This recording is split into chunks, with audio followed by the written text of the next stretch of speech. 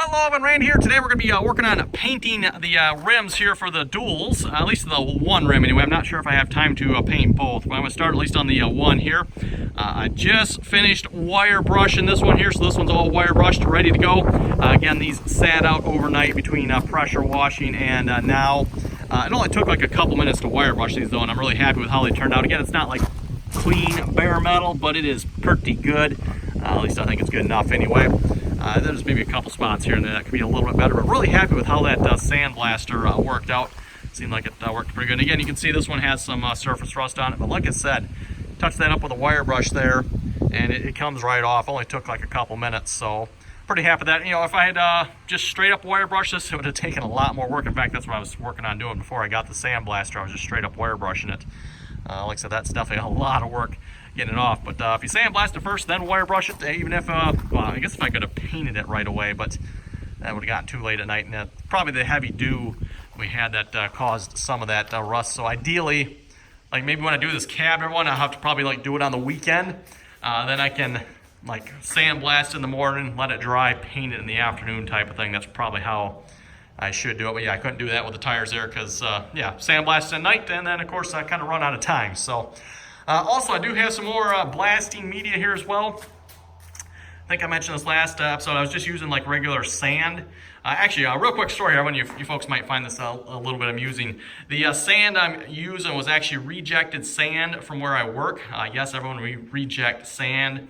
What it is, the sand comes in 50-pound bags, which used to get shipped with a monitor, or not a monitor, a TV stand product that used to produce where I worked. It's no longer produced there, so we've gotten rid of that product. Again, where I work, everyone, by the way, we're a contract manufacturer. We don't make our own products.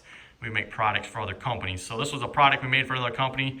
It was a TV stand that had 50 pounds of sand in it. So what happened, everyone, every now and then we'd end up with a bag of sand that didn't have 50 pounds in it. You know, so it's like, what do you do? I mean, we definitely want to make sure people's TVs don't flop over. So we make sure they get 50 pounds of sand, or give or take. I mean, okay, they're short a couple pounds, yeah, close enough. But, you know, more than a few pounds short, and we'd reject the bag out. Can, you know, get holes in the bag, damage to the pallet that they were sitting on, something like that, you know, and the sand would leak out. And so, yeah, you'd end up rejecting a bag of sand every now and then. So that's where the sand I have came from. And then, of course, when we finished the product, too, they set the whole skid of sand that was left out so anyone could grab. So I grabbed a couple of those there, too. But, yeah, that's where the sand I have came from. So, like I said, it's not actual sandblasting sand, whereas now I actually have some actual blasting, black blast, I guess they call it, blasting media. We'll see how it works, if it works any better than what I had. I'm not sure. But that'll be next. Well, that probably won't actually be next video, but that'll be the next sandblasting project when we get to that.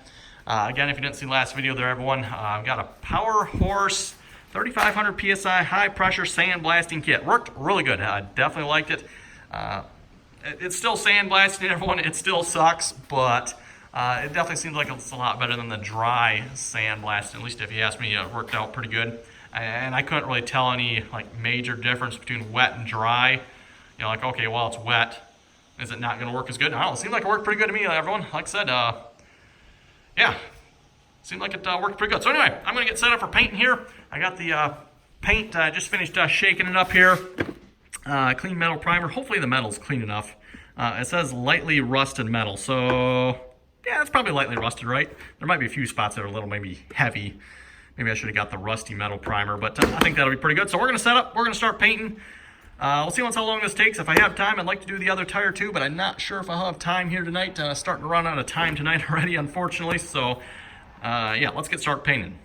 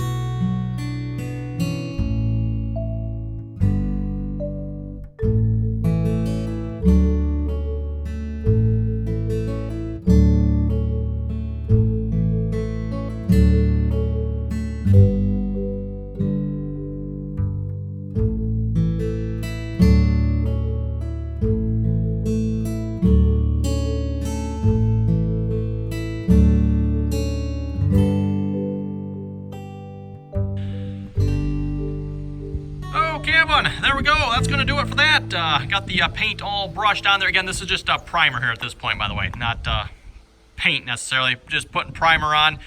Still have the other one to go there yet. Again, I'll get that one wire brushed up here before we paint it, but debating probably should like maybe put a, well, I do have a second coat on here already, but debating if I maybe should put a third coat on yet, just because I'm brushing it on as opposed to spraying it on. The only reason I'm brushing it on, everyone figured it's going to be a little bit cheaper rather than buying the rattle cans there. A quart of paint is much cheaper than say the spray cans. So anyway, everyone, that's going to do it for this video. Again, comments or questions, be sure to leave them below. And as always, thanks for watching, and until next time.